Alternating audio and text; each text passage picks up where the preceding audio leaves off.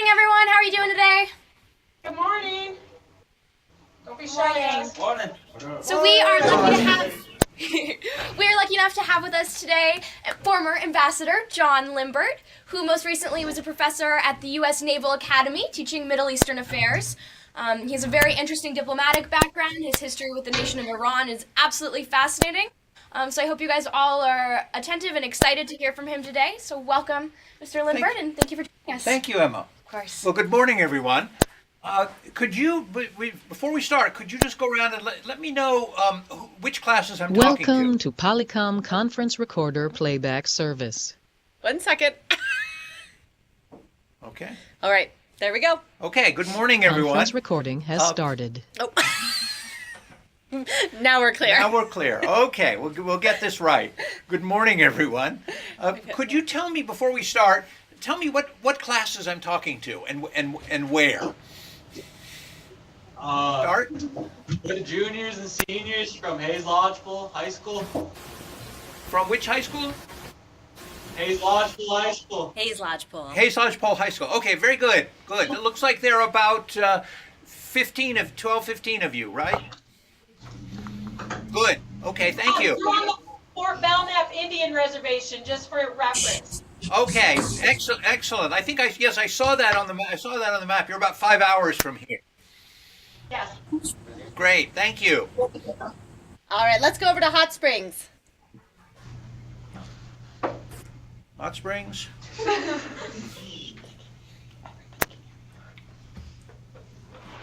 Okay.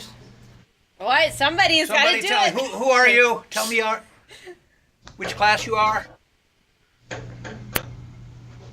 Who's talking for us? Okay, I see about 20 people. Right? Which class is it? We're up here. Why don't you guys introduce us, Lily? Go ahead. We're in Hamilton. We're the freshman class of Miss Nisley. Freshman class of Just say global studies. Global what? Studies. Social study? Global Studies. Global studies. Okay, excellent. Excellent. Thank you. Great. Stanford, how about, will you please introduce yourselves? We're the Stanford ninth graders. Freshmen. This is Mr. McConaughey's ninth grade class. Excellent. Excellent. Good. And where is Stanford? It's halfway in between Lewistown and Great Falls. In Montana. Okay. All right. Good. Good. Good. Thank you. Excellent. Okay, Hot Springs.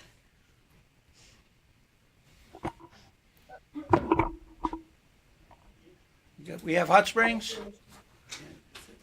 Oh, we're Hot Springs. There are 18 of us, and we are juniors.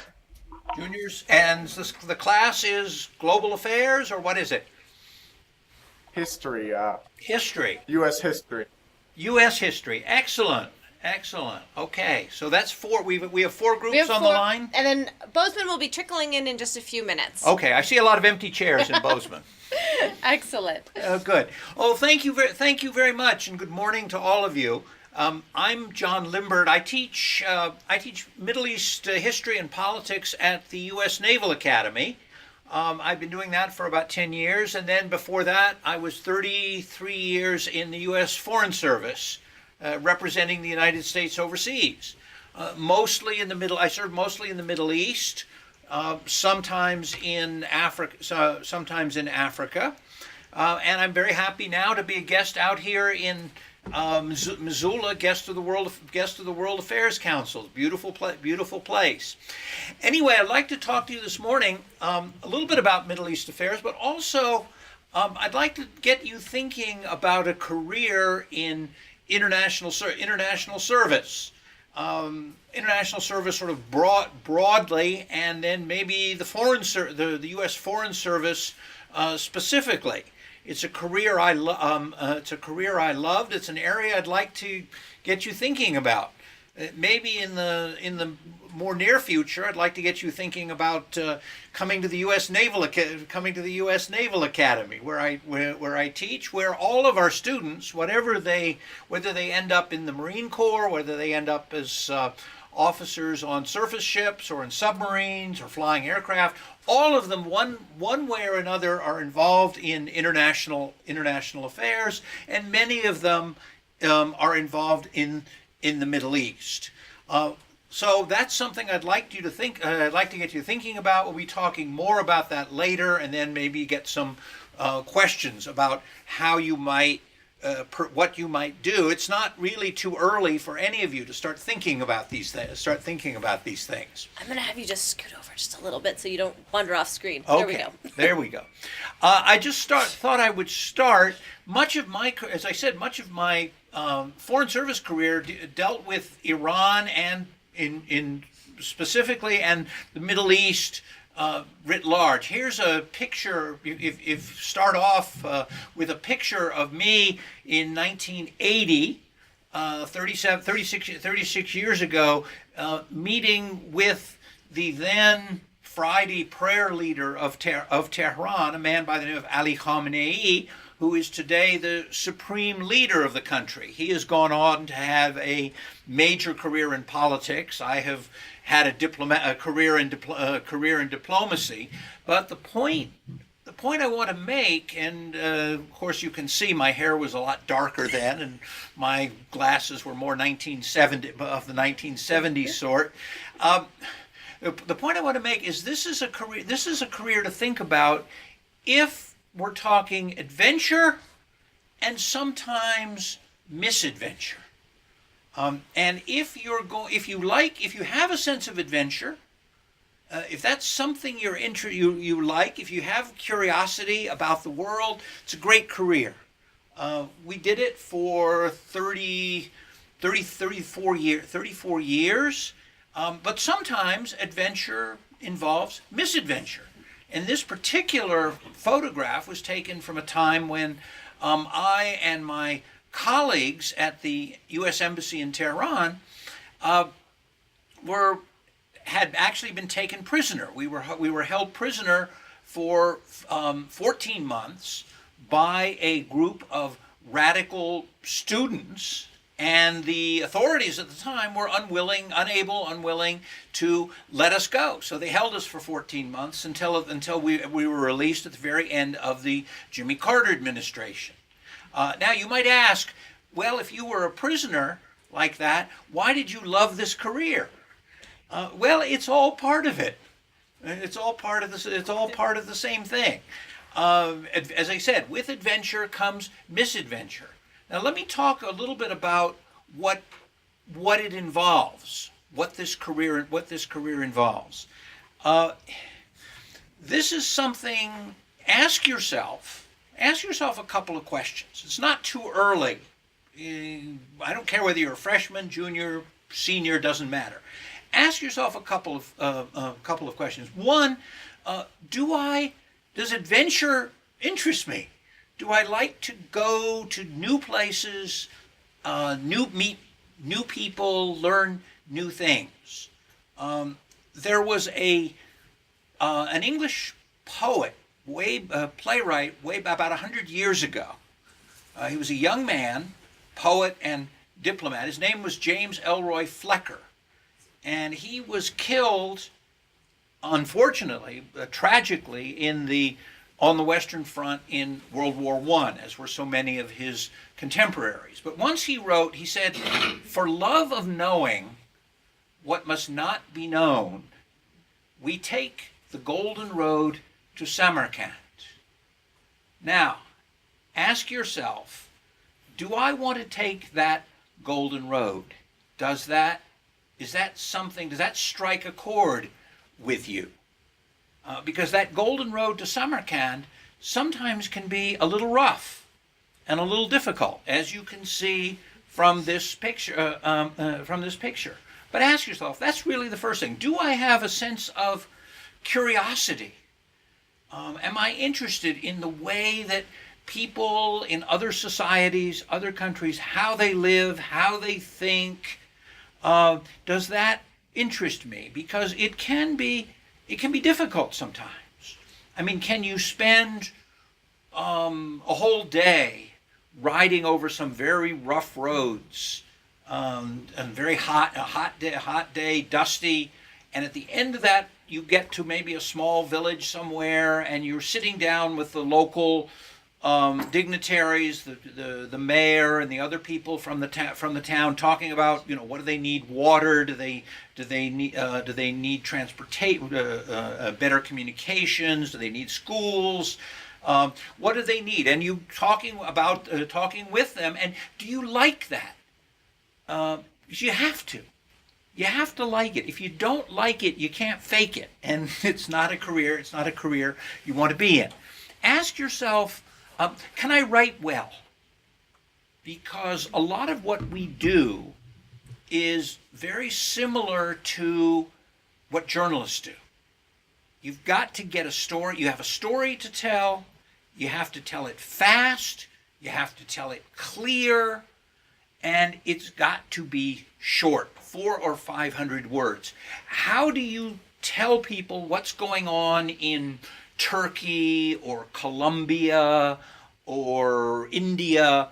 500 words, 500 good words, readable words, and fast. Because if it gets in too late, what you are writing for the president, you are writing for the Secretary of State, you are writing for the Director of Central Intelligence, whatever it is, whoever it is, that person needs to know, and he needs to know fast. If it gets in too late, it's useless. It's yesterday's news. So, can I write well? Can I write well? Second, another thing you need is think about, am I good at foreign languages? Can I learn languages? Do they interest me?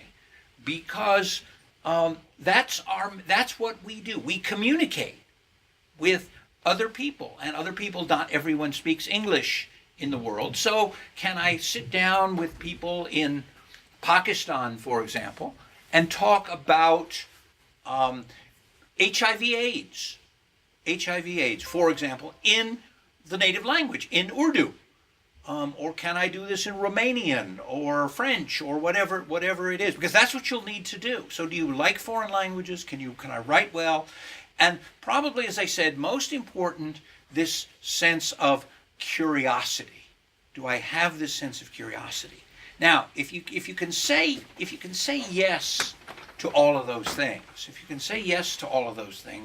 then this is a career to think about. Some kind of international service. It doesn't, mine was with the U.S. Foreign Service, including, and the U.S. State Department, which handles the country's foreign relations, but it can be in other areas too. It can be in the military, it can be in the intelligence community, it can be in development work, in health, in water, education, it can be in international business, whatever it is. I noticed, for example, the president-elect has named a international businessman as his Secretary of State. Well, that's much of what we do, is promoting international business. So that's something I'd like you to think. That's something I'd like you to think about.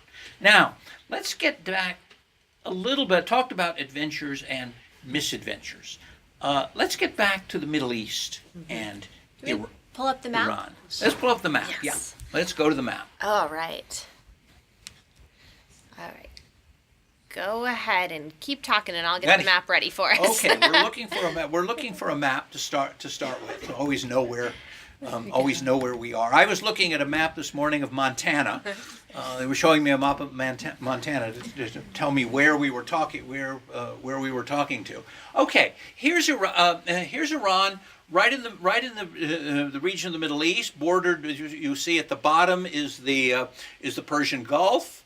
From the south up north, I'm having trouble with the that's okay. with the movement here, but up north you see the Caspian Sea, and again the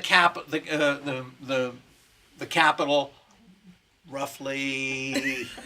Wherever it is, right there. Yeah. There it is. There's the capital, Tehran. Now, this is a country I first went to 52 years ago. I went as a Peace Corps volunteer. Another thing to think about as you go along. A lot of people who did international careers started off as Peace Corps volunteers at the age of relatively young age, 22, 23, 23 after college. And one way or another, it's been part of my life for about 50 since that time. 52 years. Now, as you can see, it's a land of great antiquity. You see the remains of a very ancient civilization going back perhaps 2,500 years or more. You hear it is mentioned in the Bible. Appears several places in the Old Testament. You have references to Cyrus the Great. You have references to Darius the Great in the book of Daniel and the book of Esther and so forth. Very ancient, very picturesque land.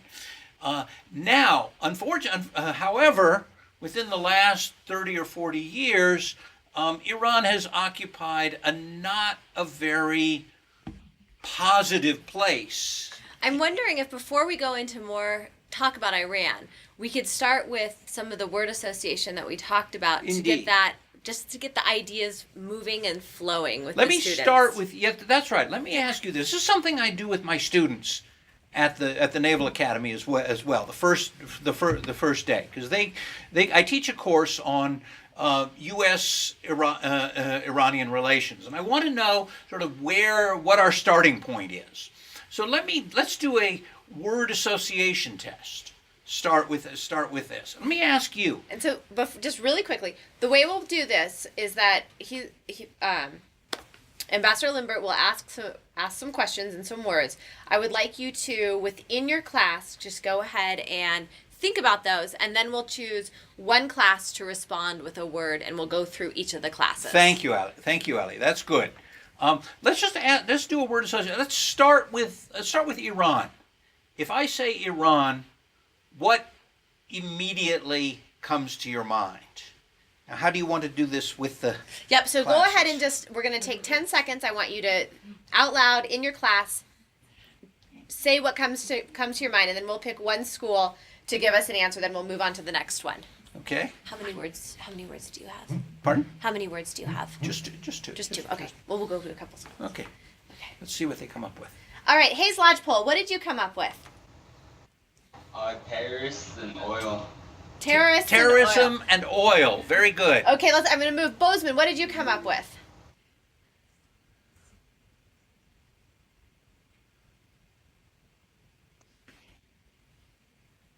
Bozeman, you're muted.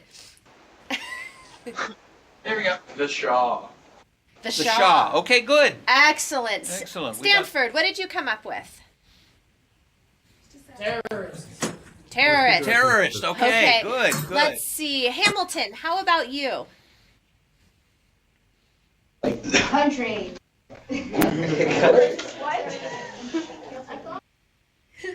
Okay, and Hot Springs, how about you? What did you come up with? Lots of oil. Lots of oil. Lots of oil. Okay. Okay. So far we've got oil, terrorism, and the Shah. Anything else? Let's see, that's Stanford down there. I see a hand. Go ahead. Sand.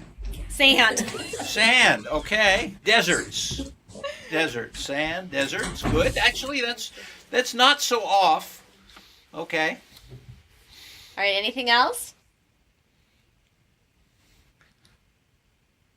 All right. What have we been? If you pick up something about Iran today, if you read about Iran today, what's usually associated with it? Just in today's news, today or tomorrow's news, today or yesterday's news.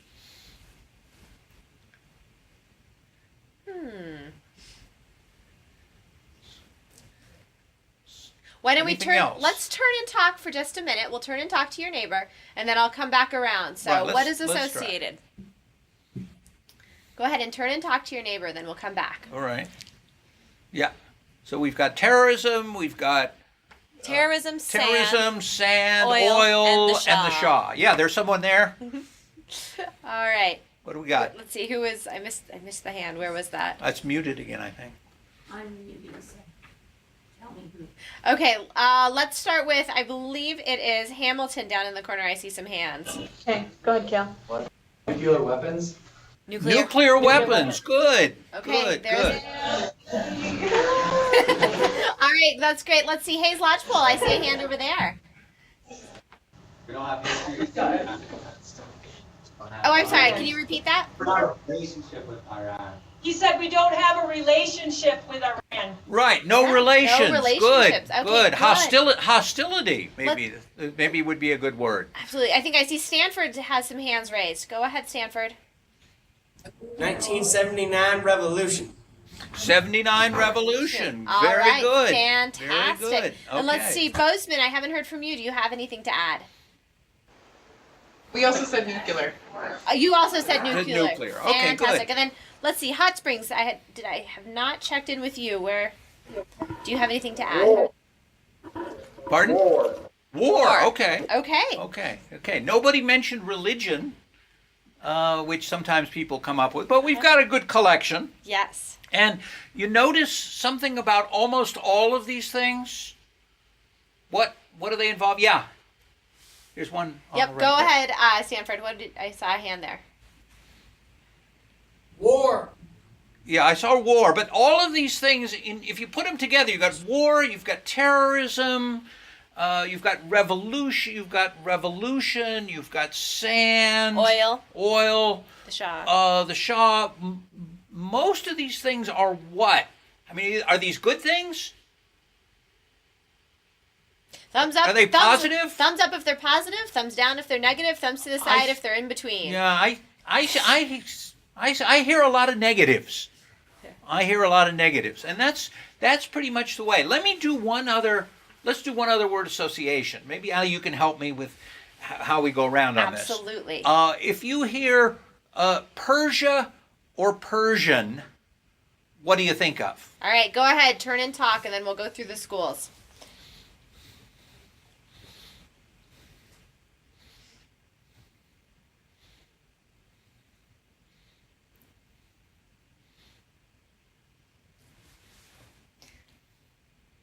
Okay, let's come back together. Bozeman, I'm going to start with you this time. What do you think of when you hear Persia or Persian?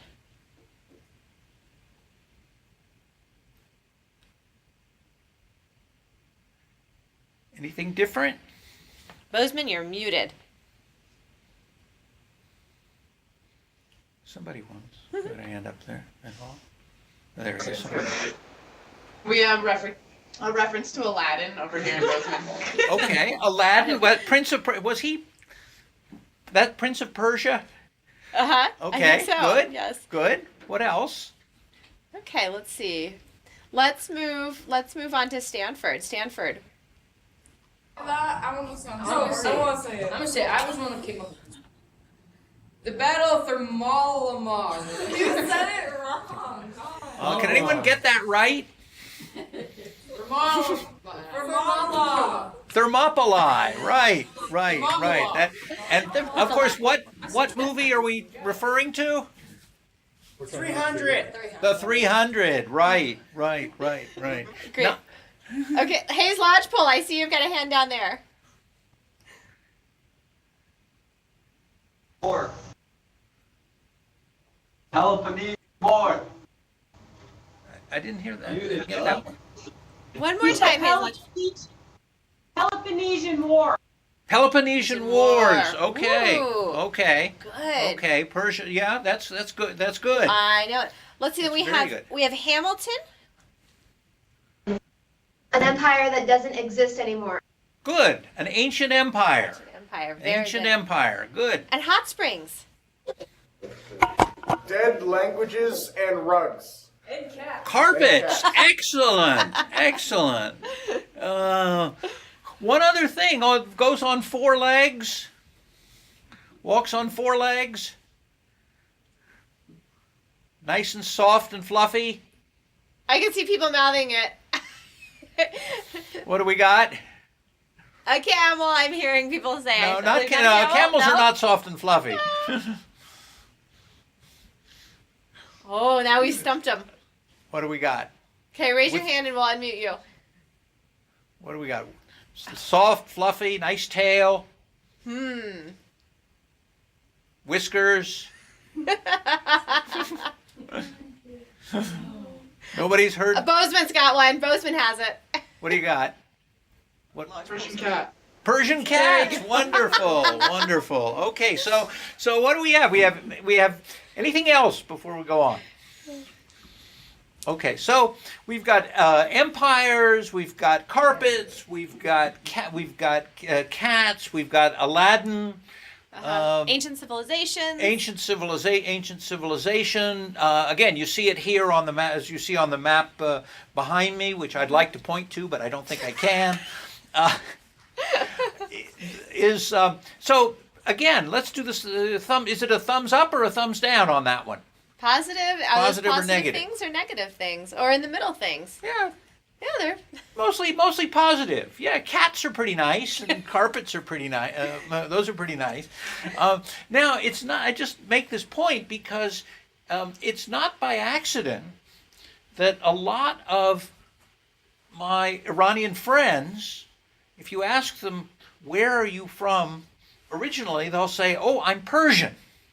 I'm Persian." They will not say I'm Iranian because, of course, Iran, as we heard, the associations were not positive. The associations were terrorist, war, hostage-taking, revolution, some pretty unpleasant stuff. But Persian, that's nice. That's carpets and cats. And, somebody said you put the purr back in Persian. And that's what they did. That's what they do. But the point being that in the work that we do in international affairs, this is what you encounter. You encounter things that are positive, and you encounter things that are negative. And what is it too late to go on to some questions about absolutely the career? I'd like to hear from you a little bit about questions. If you have any points you'd like to make or questions you'd like to have about the international career, how one might get started in it, what are the sort of good points, the good points and the bad points, and we can move into specifics about Iran or the Middle East or anything you like. But let's start. I see a hand up there. Yeah, Hayes Lodgepole has quite a few questions, so let's go ahead and start with Hayes Lodgepole. Is that Hayes Lodgepole? Mm-hmm. Okay. Go ahead. What is the Peace Corps? Yeah? He said, what is the Peace Corps? What is the Peace Corps? Oh, what is the Peace Corps? Yeah. Okay. Peace Corps was founded by President Kennedy in 1962.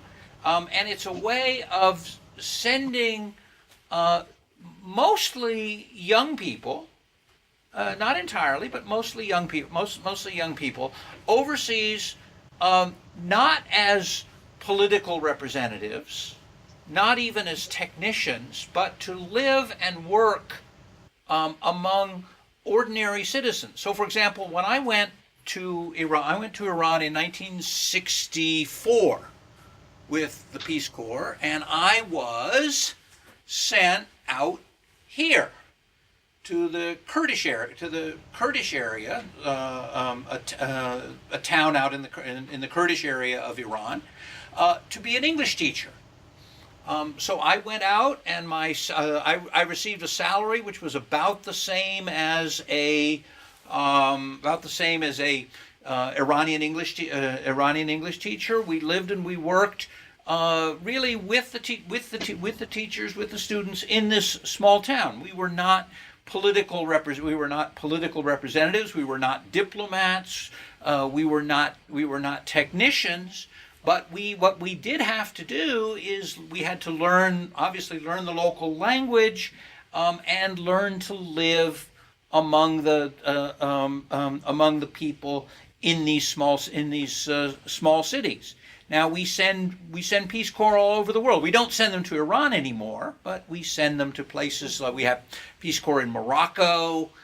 We have Peace Corps in Mauritania, in Botswana.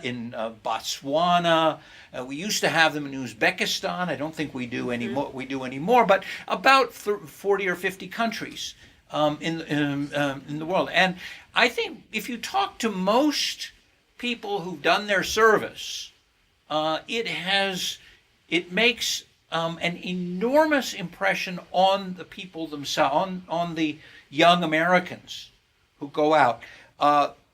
What they also show, they show a different side of our country to the rest of the world.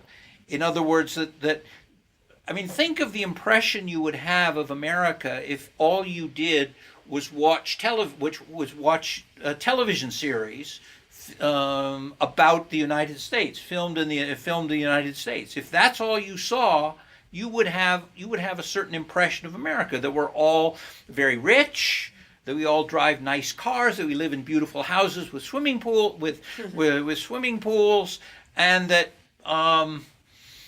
family and values are sometimes a little sketchy. Well, you meet ordinary people meeting ordinary Americans, and they come away and they say, well, wait a minute. We knew this American in our town. He was helping with the water system, or he was teaching in the schools, and he wasn't like that. He or she wasn't like that. The Peace Corps now has changed a little bit. It's about, I think, 60% young women, but it demands a lot of the same skills that you would need in a foreign service career, in terms of language and in terms of curiosity and ability to live in this case, ability to live in some very remote places. Some of in the African in Iran where I served, our life was relatively comfortable. We had electricity, we had running water, all of that. But in some places where people serve, they don't. In some of the smaller, some of the African countries, they can be very, very, very remote. So if you can do a couple of years out there, you've really done something. So it's something I'd urge you to think about. Okay, other question. Another question. All right. Oh, I think there's one at Stanford. Go ahead. Go ahead. Stanford. How important is oil in Iran?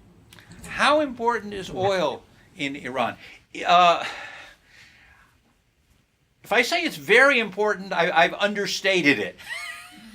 It is the source of maybe 80 or 90% of their national income. And it takes on huge financial importance and symbolic importance. I'll tell you why. I'll give you an example. About 3 or 4 years ago, 3 years ago, we and the Iranians got into a disagreement over their nuclear program. One of you, I think, mentioned when you did the word association, you mentioned nuclear weapons and nuclear programs about Iran. Iran had a nuclear has had a nuclear program that the Iranians insisted was peaceful, was just for power generations.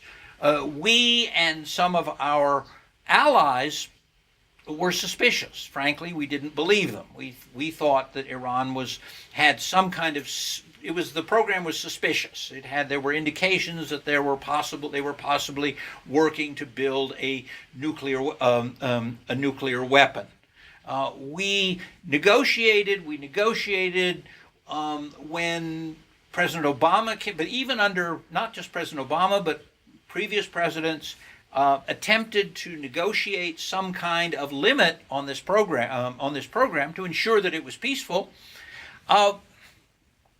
When that did not succeed, in 2010, the United Nations Security Council passed a resolution which, among other things, limited Iran's ability to sell its oil.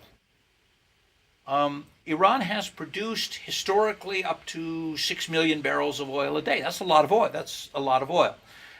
it couldn't sell more than about 1.5 million barrels a day after these what they call sanctions or economic restrictions were imposed. That hurt. That hurt the economy a lot. Unemployment went up. The value of their currency went down. Their economy suffered a lot. If Iran cannot produce, extract, and sell its oil, it's in serious trouble. So again, to say that that oil is very important really understates the case. It is central to the Iranian economy. Also, in a can I pause sure. for just a second? I'm really curious. So, Montanans, can you think of something in Montana that is vital to our Montana economy that if that were to be limited would have huge repercussions? See a couple hands going up. Stanford, I saw your hand first. What are you thinking? Sure. Cattle.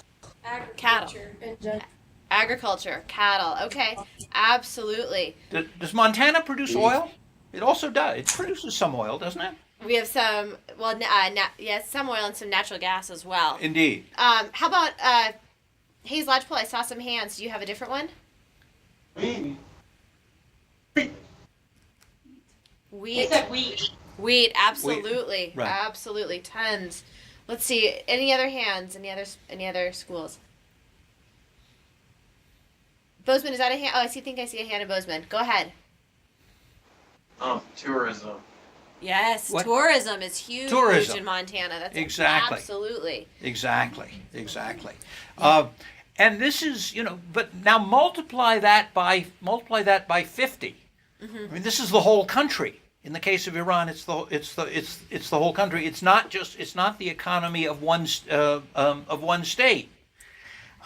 So, for example, my students at the Naval Academy, when they graduate, they're going to go and serve on ships in the Persian Gulf. Now, the Persian Gulf, looking at the map here, here's the map. You're getting very good at that. But I'm getting good at it. The oil is mostly up in this area. It's piped down to the coast. Actually, there's a terminal right here, and it's loaded on ships. It's loaded on tankers and goes out through the Persian Gulf, through something here, a strait here into the Arabian Sea and out to the world. Does anyone, by the way, just curiosity, know the name of these straits? Little geography lesson here. Anyone know?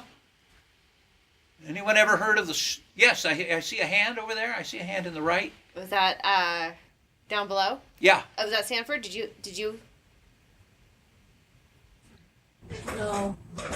Is that a Strait of Hormuz? Exactly. Excellent. Where did that come from? Raise your hand. Okay.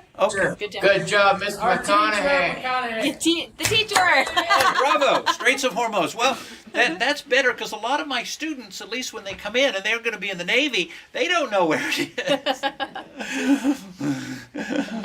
Thank you, Hot Springs. Think about what I said, Hot Springs. Okay, good. So it comes out here. Now, this is what is Iran's lifeline. Literally. If this gets shut down, and the whole country gets shut down. I mean, the comparison with Montana is interesting. But you have a bad year. Let's say you have a bad year in the wheat harvest. You mentioned wheat, the wheat harvest. Rain, not enough rain, bad weather. You have a bad year in the wheat harvest. You can recover from that. There are other things make it up. Maybe there's not enough snow and the skiers don't come, or the weather's bad and the price of gasoline goes up and the tourism suffers. That's bad, but you can recover. But when one product is 80 or 90% of your national income, it's crucial. It's crucial. So, you know, the oil, again, geopolitically, economically, everything else, symbolically, it's a huge deal. The other thing, I'm sorry to give you a long answer to the question, but the other thing that happened was that the Iranians were not able to make deals to bring in foreign technology to improve their oil industry. The oil industry is very old in Iran. Here's a real off-the-wall question. Anyone know when? Sorry, there we go. Anyone know when oil was discovered in Iran? First discovery of oil, of crude oil. Any guesses? Any guesses? Raise your hand if you have a guess. Yeah, I've had a guess. Yeah. Okay. Hayes Lodgepole, I see your hand went up first. Go ahead. The 1940s. 1940s? Much earlier. Much earlier. Much earlier than that. Let's see. Stanford, your hand was up second. 1738. 17 AD. 17 AD. 17 AD. No, that's a little early. All right, Bozeman, do you have a The Romans didn't really do that. Bozeman, do you have kind of a mid guess in there? It's an ancient empire.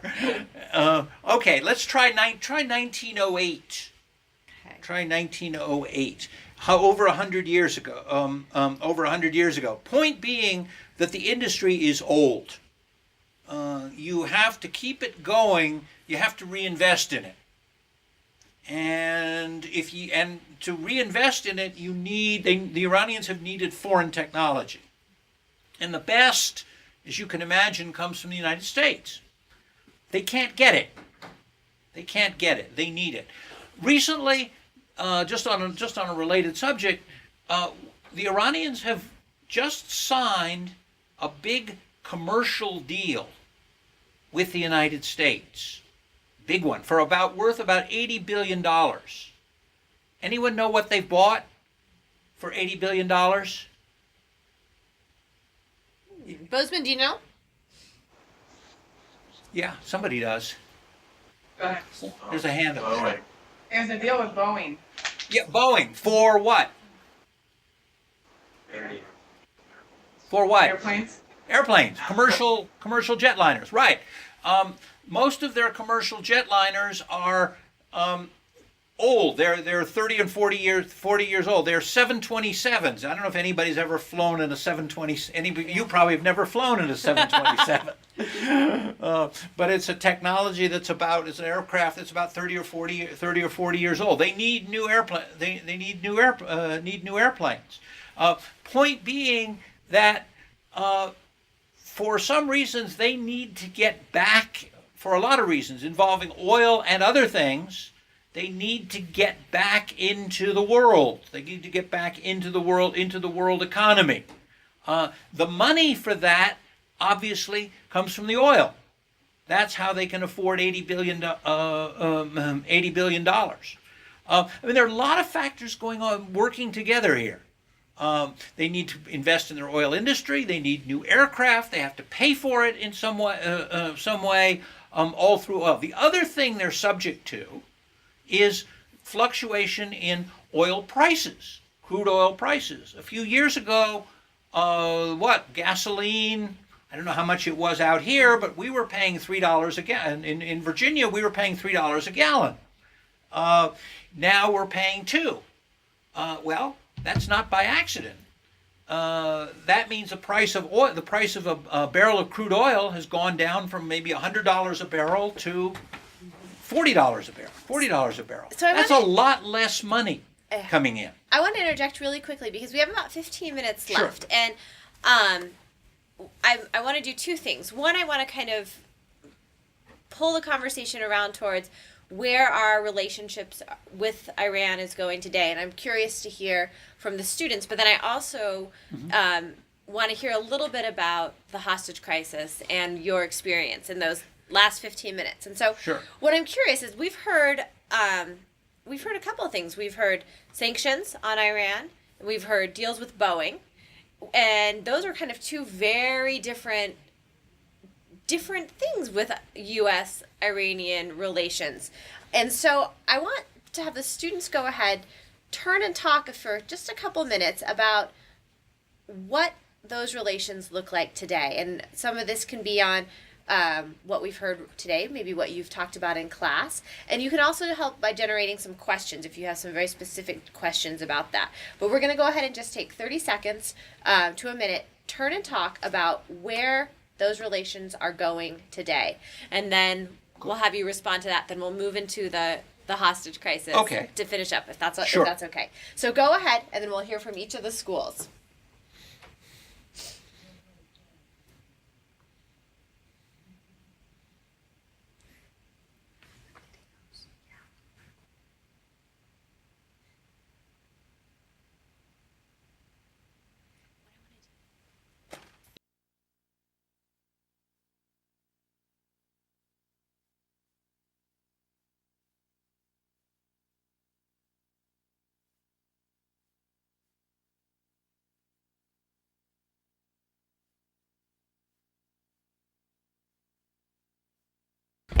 Okay, so we've had a few seconds to go ahead and talk. Let's go ahead. Bozeman, would you like to start this conversation?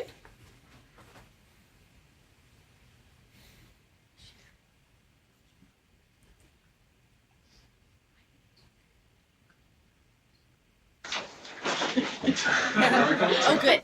Come on down. Okay, so since the United States renewed sanctions against Iran, how does that affect the Iran deal? How did that affect the Iran deal? In theory, it didn't. The sanctions that were renewed had nothing to do with the nuclear deal. We've had sanctions of one kind or another on Iran since 1979, since we were taken. I can say I was partially responsible for those, because when we were taken, captured in November of 79, President Carter, almost 2 days later, he applied a whole series of sanctions on Iran: banking sanctions, oil sanctions, all sorts of things. There are sanctions for terrorism. There are sanctions for human rights violations. The nuclear deal is only about Iran's nuclear program, and so the sanctions that were lifted, and they were important ones, particularly the ones on selling oil and on banking transactions. Those were the ones that were lifted. The ones that were renewed were ones that had been in effect, and these were American sanctions. What made the second set of sanctions, the nuclear sanctions, so effective was that they were international. So they were a UN Security Council resolution, which all members of the UN are obliged to carry on. So Iran could not deal with places like Japan, could not deal with places like South Korea. It was very limited. It was very limited in what it could do. Its trade with the United States is still limited, very limited, what it does. But for example, the removal of the nuclear sanctions allows Boeing to make the deal, civilian aircraft to be sold. Military things, no. Military things are still forbidden. Anything particularly to deal with a nuclear program, the nuclear weapon technology, would not be there. So there are still a series of so what were renewed were the sanctions. And the Iranians know this. Now the Iranians have made a lot of noise saying this was very bad, this was not in the spirit of the deal, but the agreement that was made, the so-called JCPOA about about Iran's nuclear program, had nothing to do with these sanctions. Great. Let's go ahead and move over to Stanford real quick. I want to kind of move through this so we have enough time for a few other things. Stanford, do you have any thoughts on U.S.-Iranian relations or any questions? Cues. We talked a little bit about like pre-1979, how much closer we seem to be. How much closer they seem to be than in 79. I'm sorry, I got cut off. We got cut off. Yeah. The fact that we. Sorry? Before 1979, we were a lot closer in relations with Iran. Well, indeed we were. Indeed we were. The U.S. and Iran had very good relations up until the time of the revolution. There were maybe tens of thousands of Iranian students here studying in the United States. There were 40 or 50,000 Americans living and working in Iran. There were big commercial exchanges, a lot of military exchanges that went out essentially with the revolution, and particularly with the hostage crisis. I mean, you could say that was the nail in the coffin. And since that time, you'd say relations have been, one form or another, have been very bad. I mean, they've been either bad or they've been bad or worse. And we are still, not friends. And it's going to be a long, long time before we ever become friends again. Hayes Lodgepole. Was it going back to your life after 440 days of being a hostage? Yeah, they want to know about the hostage days. I think this is a good time to transition into the hostage. Let's go into it. Let's go. Shall we go to the videotape? Should we go show the video? Let's go to the videotape. Okay. I'm going to show you some clips from a movie that was made a few years back, just about that. This is not Argo. This is a different movie. Let's try. I think this is. Is this the one that we need? This is the one that I was able to get to work. Okay. Iran has clearly caught the president off guard. Okay. As he and his advisors struggle to find a way of coping with the crisis, the Ayatollah Khomeini reiterated his demand that the Shah must go. Tell me when to turn it off. Okay. The situation in Tehran remains uncertain. Here's President Carter Demonstration scheduled for later in the week. and his advisors trying to figure out what to do. What the hell has the CIA been for the last 3 years? I guess our intelligence in Iran hasn't been very good. It's been atrocious, Hamilton. Now the agency tells us Khomeini is a religious leader who only wants to return to his mosque. He won't get involved in politics. This is Deborah Scott. I don't know who to believe in him. What's the general feel in that state? Well, Iran experts think the Shah weathered the storm. They say he's got the army. You talked to him, didn't you? Yeah, I talked to him. He keeps asking us what he should do. God, I can't tell him what to do. It's his country. Okay, let's go forward a little bit. Okay. All right. Oh. Oh. Forward. Where do we want to head to? I ask. A little more. Am I supposed to let my people do about the devil? Okay. We have much choice. Mr. President, the Shah has been our ally for almost 4 decades. Okay, let's stop It's this matter for a of minute. principle. Okay. We can't deny him medical treatment. Okay, so what you saw, you mentioned good relations. There we had President Carter in, let's say, late 1978, meeting, and he has just come back from Iran, where said that Iran was an island of stability. He toasted the Shah, and now 6 months later, the place is collapsing, and he wants to know why. In other words, this whole thing, the revolution, the hostage crisis, everything, it's what we call in history and politics a black swan. It was a black swan. Does anyone know what a black swan is? I'm looking for hands. Looking for hands. What's a black swan? Has anybody ever seen a black swan? No? No? Well, I've never seen a black swan either. But black swans are historical events that essentially come out of nowhere and are unpredictable, like the appearance of a black swan. You don't know when a swan is going to be black. They're unpredictable. Its appearance is unpredictable. Its appearance comes as a complete surprise. And here's a black swan. Here is a black swan event. Okay, let's go forward. Okay, here you have the president. Go ahead. President talking to his advisors about, should I admit the Shah to the United States? And his advisors are giving him different advice. Let's pull this forward about a minute. Can you pull this forward about a minute? We have much Shah. Let's see, right? Okay, go ahead. What do I am people say? Well, they've advised repeatedly that admitting the Shah would put them in serious jeopardy. But you believe we should do it anyway? Yes. My recommendation is that we admit the Shah for humanitarian reasons. But we make it clear to the Iranian government that he's here for medical treatment and not permanent residence. Okay. Tell me one last thing. What are you guys going to advise me to do when our embassy's overrun and our people are taken hostage? Okay. All right. So there is President Carter asking his advisors, what should I do? Let the Shah in? Not let the Shah in. And at the end, he calls it. He calls it right. He says, okay, what are you going to advise me to do? You're all telling me, admit the Shah, you got to do it. And then he says, okay, but what happens if our embassy is overrun and our people are taken hostage? Which is exactly what happened. And of course, his advisors, as you saw, had no answer.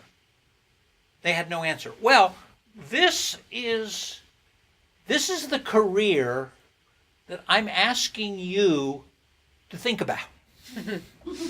For better or worse. For better or worse.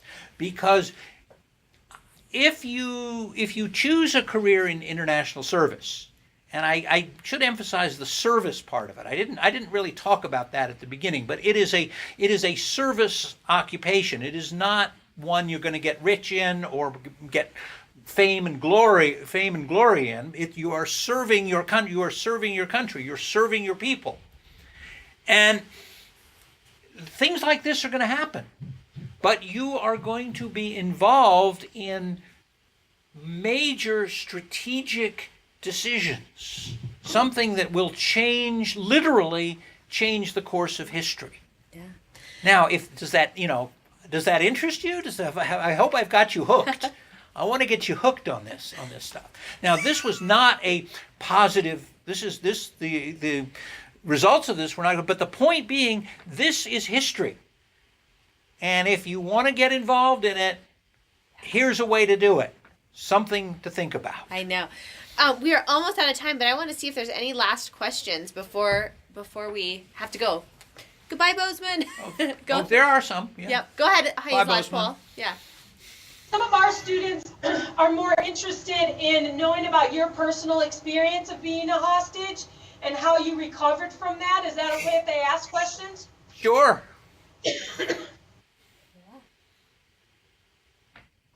One of the questions here, was it to go back to your life? What was it like to go back to your life afterwards? It was wonderful. It was wonderful. I mean, whatever. Let me just tell you, people. This happens. I'm not the only person this has happened to. This happens. Bad things happen. And I was there for 14. I was there for 14 months. I survived. We survived it. All of us did. Thanks in large part to President Carter and his patience and his forbearance. I mean, he could have done something else and gotten us all killed, and I wouldn't be here today. I wouldn't be here today. I should also say that one of the reasons I'm still alive was because of our U.S. Marines. We had U.S. Marines guarding the embassy, and they were smart enough not to open fire on the crowd, and by doing so, kept us alive. So, any of you thinking about a career in the Marine Corps? Yes, go ahead and do it. Some of my favorite people.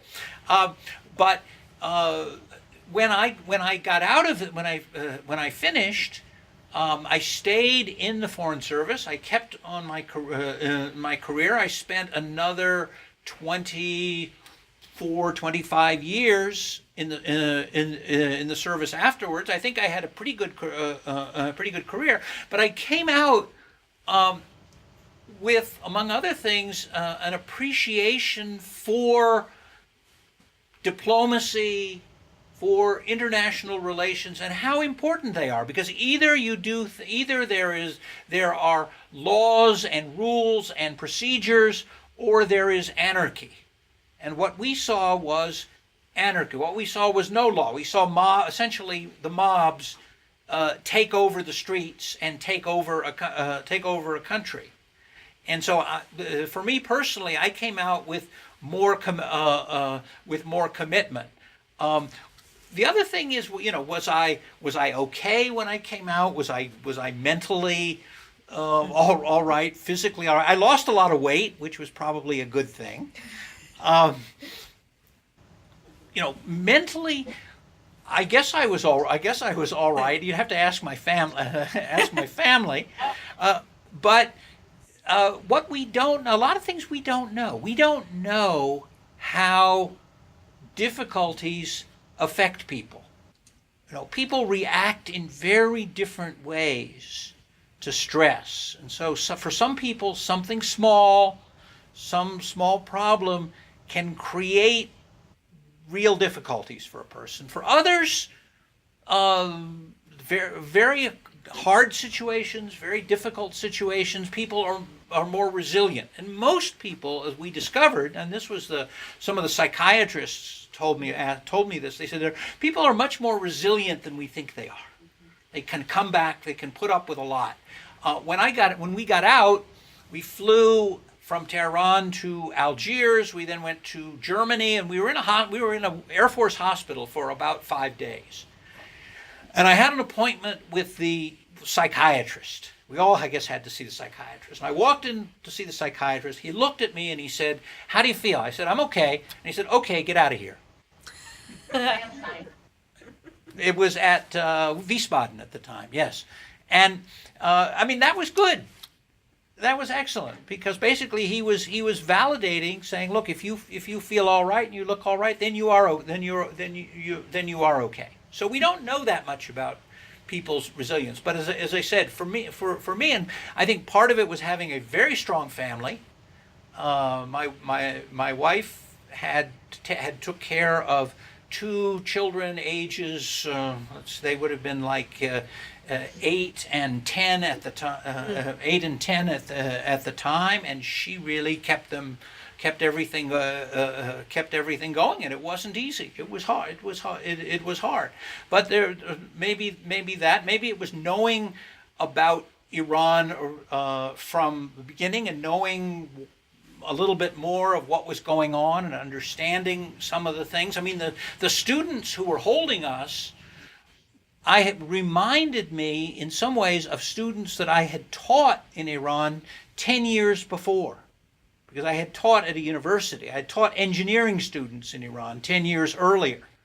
And these were engineering students. Now, these were not my students, fortunately, but there were a lot of things in them that I recognized and said, I think I know these people. I think I know what to expect. They were for example, very book smart. Getting into a university and getting into an engineering school in Iran is very difficult. Maybe 20,000 people take an exam, 1,000 get in. 1,000 get in. So you've got to know your differential equations and your formulas and your chemistry and your physics. All this stuff you have to know. You have to know. What they didn't know was anything about the world. Now, they'd never had a session like this, where somebody said, "Look, here's what the world is like. Here's the way the world works." They didn't know about Pearl Harbor, what Pearl Harbor was, or what had happened in these things. So at least I had that helped me out. But at least knowing a bit about these people, some background, all of that helps you out. We are just about out of time, unfortunately. Thank you guys so much, and thank you, Professor Limbert, for joining us today. It's been very enlightening too. Well, thank you, Ali, and thank all of you. Good luck to all of you, and enjoy. And please, as I say, think carefully. Think about the U.S. Naval Academy. Think about a career in international service. And if you do, I hope you enjoy it as much as I have. Thanks very much, and good luck to all of you.